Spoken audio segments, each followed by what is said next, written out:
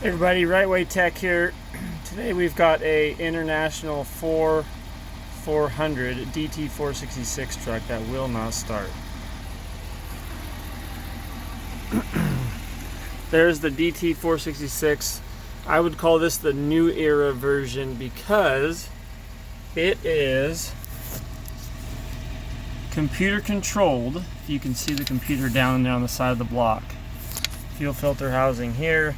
Computers down there, injector driver module stacked on top of the computer, a separate controller, also necessary for this thing to run. It does have electric injectors, has a high pressure oil pump right here, fuel lift pump here. So there's a few things that can go wrong. These are very problematic, these ECMs. Obviously fuse box here we need to check. Make sure ignition relays are clicking. There's a few ECM fuses and injector driver module IDM fuses as well. Obviously, typical International, no fuse location layout. You have to figure that out, look it up. And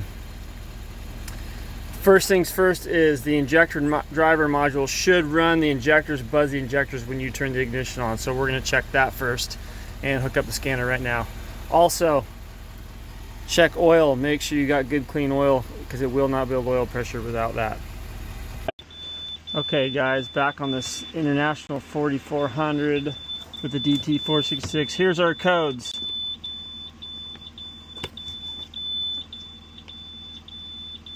Under voltage on the IDM, control unit 1, control unit 1 abnormal frequency, those are active. Passcodes, injectors. Seems like the IDM possibly failed. This ignition circuit, sorry for the buzzer, can't make it stop. The ignition circuit on this engine is very complicated.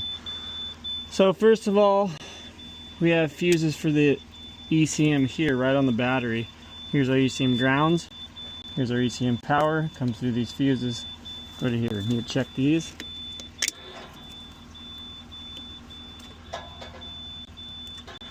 Okay, the ECM is running.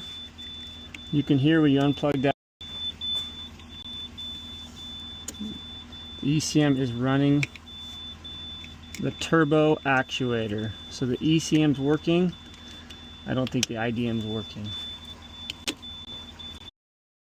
This third fuse, 40 amp fuse, melted. Change that and see what we got. These two were good, this one's melted. Before we change this fuse, we're going to try to figure out why this is melted. So we'll go inspect all the wiring, basically from the battery. Try to get all the way up to the fuse box. It's super tricky when it goes along the engine, but we'll inspect it from here to there. Okay, so we just threw the 40 amp fuse, even though the fuse holder's a little bit melted, we threw the 40 amp fuse in there for now. Inspect the ECM power wires down all the way to the side of the engine. Didn't find anywhere that was rubbed. So we'll see what it does now. Sounds like we can hear the injectors buzz.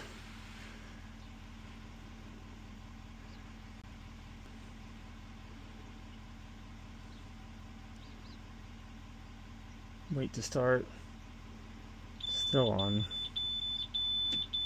Here we go.